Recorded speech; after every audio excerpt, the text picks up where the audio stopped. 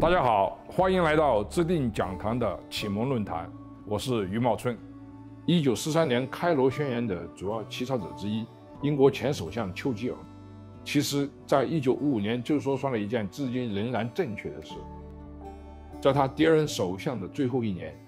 丘吉爾在英國國會上明確宣布，開羅宣言只是一個意向聲明，之後世界局勢已經改變，而台灣問題已成為關係着多國利益的國際問題。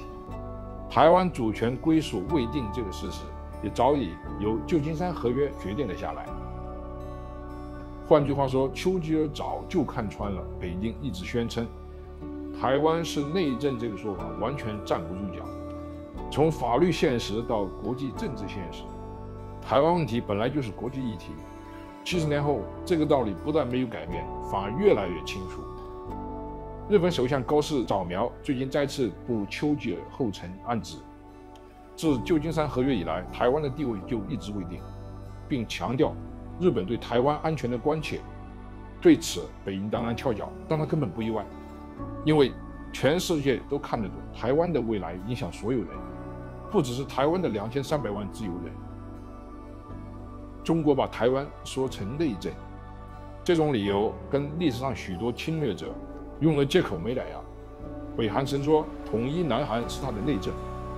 納粹德國說蘇台德去本來就該是德國的，現在俄羅斯說烏克蘭是他的歷史領土，把擴張行為包裝成民族統一或內部問題，不僅蠻橫霸道，也只會讓人看清楚這是侵略套路。美國的立場也很一致，雖然1980年美台共同防禦條約終止，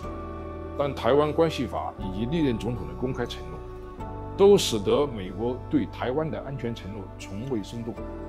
華盛頓的核心原則很簡單，任何一方都不能用武力改變現狀。如今北京的軍事威脅越來越大，美國不論哪一黨執政，都明說會反對中共攻台。美國在亞洲的信譽、嚇阻力與盟友體系，很大程度都繫在台灣能不能持續自由。印太其他民主國家也想得很清楚，日本、澳洲多次強調台灣安全跟他們的安全綁在一起，跟中國在南海關係緊張的菲律賓，甚至開放美軍進駐靠近台灣的基地。南韓前總統尹錫悅也說過，台灣的問題是全球性的。北京對台灣的論述，其實跟莫斯科對烏克蘭的說法如出一轍，都是在用歷史和民主包裝侵略。歐洲現在也看懂了，北約、歐盟官員以及多國議員都指出，台灣安全跟歐洲自身的安全息息相關。俄羅斯入侵烏克蘭後，大家更清楚，威權擴張不是別人的事，而是所有民主國家的痛點。如果我們拒絕了俄羅斯那套邏輯，卻在亞洲接受北京的同樣侵略邏輯，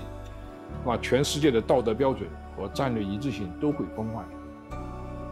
除了政治與安全，還有個很現實的問題，即台灣在全球經濟中不可替代的地位。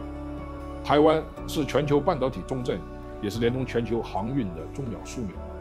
如果北京掌控台灣，就等於掌控南海、東海、馬六甲海峽等國際商業航道，那是全球貿易的中樞命脈。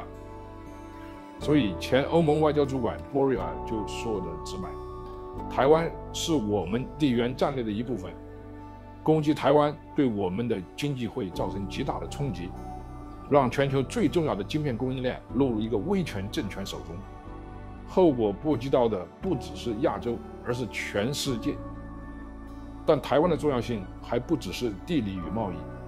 它更是一個價值問題，即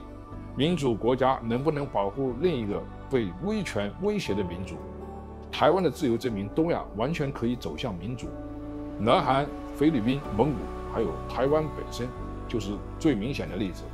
如果台灣倒下，全球的獨裁政權會更有恃無恐，而中國境內渴望自由的人也會因此失去希望。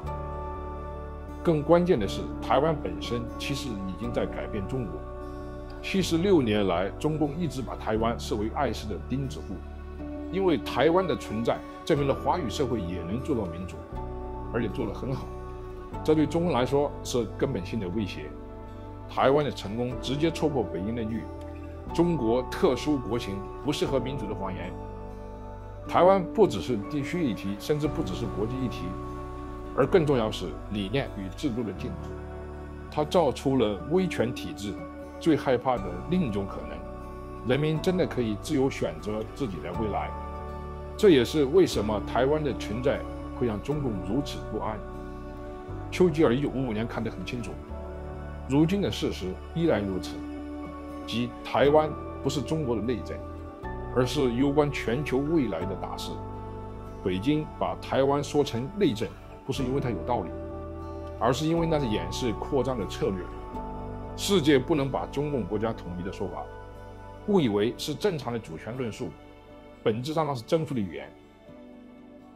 捍衛台灣不只是守住一座島，而是守住一個原則：自由不能被威權野心而犧牲。